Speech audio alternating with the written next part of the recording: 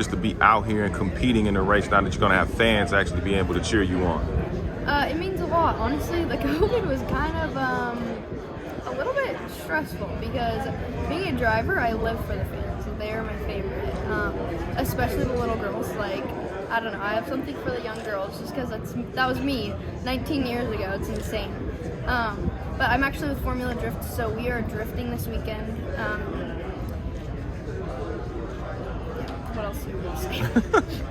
So when you talk about being an influence for young girls and even young boys as well, just kids in general, as far as them looking up to you, seeing that what you've accomplished, they also can accomplish. What does that mean to you when you have young girls just coming up to you, or maybe emailing you or texting you or whatever, having that type of inspiration? So having the young generation come up to me all the time and just asking me questions like, oh my gosh, how did you get into this? How do I do this? All of the questions that they ask me, I live for that. Like, that's so awesome to me. Basically, like, I'm 19 years old. I've been racing my whole entire life. I have 14 years of driving experience under my belt, which is insane.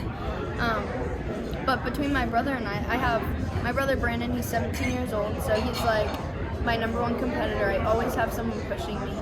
And I also have a younger brother, Cameron Sorensen, who is 10 years old. So looking at all the little kids, I look at just like my little brother. I love being an inspiration. Cameron looks up to Brandon and I so much. So basically just like being able to help him in any way that I can and give him the confidence that it's okay, girls can do it too, or you can do it as well. Even though you're 10 years old, go start driving. Practice makes perfect. Pros crash too. Understand that we all make mistakes. We're all human.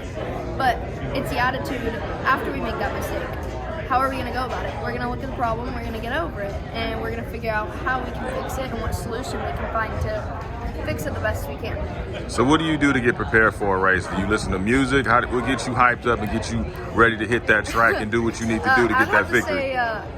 Getting ready for a race, I definitely have to do some breathing exercises. Adrenaline gets to me like no other. Drifting is a judge-based sport. You are on the stage by yourself when you go out for qualifying.